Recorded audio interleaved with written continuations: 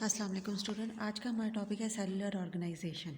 Cellular organisation में हम cell की डिफरेंट टाइप्स पढ़ेंगे। 2 डिफरेंट टाइप्स के सेल एग्जिस्ट करते हैं, एक प्रोकैरियोटिक सेल्स और दूसरा eukaryotic cells.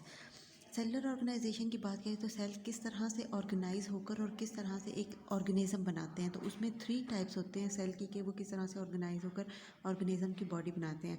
First unicellular organisms होते हैं, सेकंड या तो कॉलोनियल टाइप होते हैं, third multi cellular organisms. Unicellular organisms की जो पूरी लाइफ स्पैन होते हैं, उनकी लाइफ की जितनी भी एक्टिविटीज़ होती हैं वो एक सेल पर एग्जिस्ट कर रही होती है, सिंगल सेल पर। इसमें एग्जांपल आती है अमीबा, पैरामीशियम, यूग्लिना वगैरह की। नेक्स्ट है कॉलोनियल टाइप। इसमें आपके पास डिफरेंट यूनिसेलुलर ऑर्गेनिजम्स इकट्ठे होकर एक जगह पर रह रहे होते हैं। उनका सिर्फ यही काम होता है कि वो साथ रह रहे होते हैं और एक दूसरे के साथ उनका कोई इंटरेक्शन नहीं होता। जिस तरह से इसमें आपके पास एग्जाम्पल आ जाती है वॉलवॉक्स कॉलोनी की।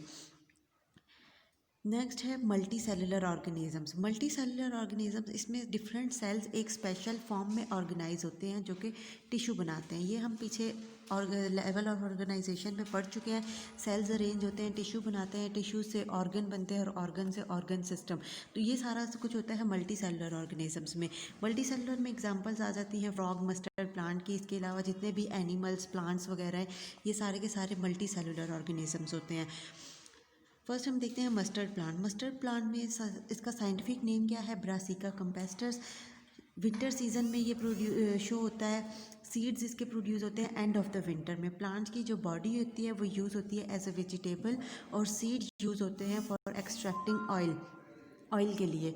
सेकंड आपके चीज़ इसमें आपके पास के प्लांट के जो ऑर्गन है, ठीक है, organ of plant body. Plant के जो डिफरेंट ऑर्गन्स हैं उनको किस तरह से डिवाइड किया गया है? 2 डिफरेंट ग्रुप्स में डिवाइड किया गया है उसको।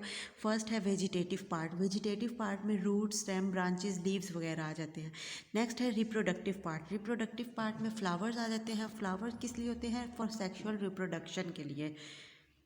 नेक्स्ट है फ्रॉग। फ्रॉग में साइंटिफिक नेम इसका है राना टिग्रीना, ये आप लोगों ने याद रखना है। जो पीछे हमने मस्टर्ड प्लांट पढ़ लिया उसका भी साइंटिफिक नेम। ये भी मल्टी सेलुलर ऑर्गेनिजम्स है। इसकी बॉडी जो है वो डिफरेंट ऑर्गन सिस्टम से मिलकर बनी। जैसे डिफरेंट ऑर्गन सिस्टम मिलकर डिफरेंट फंक्शन परफॉर्म कर रहे होते हैं। जैसे डाइजेस्टिव सिस्टम होता है, डाइजेशन कर रहा होता है। रिस्पायरेटरी सिस्टम से रिस्पायरेशन का प्रोसेस हो रहा होता है। एक्सक्रीटरी सिस्टम से एक्सक्रीशन हो रही होती है।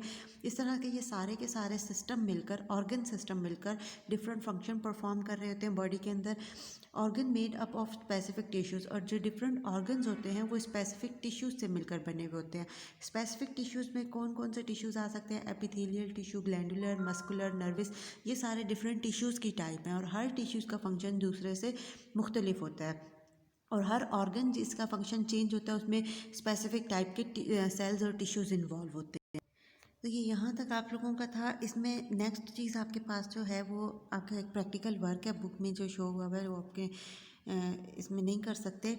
लेकिन उसमें क्या है कि फ्रॉग के जो डिफरेंट ऑर्गन सिस्टम है, जैसे मैंने भी बताया डिफरेंट ऑर्गन्स इन्वॉल्व होते हैं।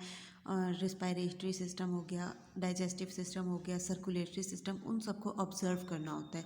तो उसके लिए आपके पास क्या होगा कि फ्रॉग की डाइसेक्शन करनी ज़रूरी होती है। तो उसका लिंक एक्स्ट्रा से मैं आपके पास कोई वीडियो का लिंक दे दूँगी। आप उसको प्रैक्टिकल परफॉर्म तो नहीं कर सकते लेकिन आप उस वीडियो को चेकआउट कर लीजिएगा। Okay student, I hope so आपको ये समझ आ गया होगा। थैंक यू, अल्लाह हाफ़िज़।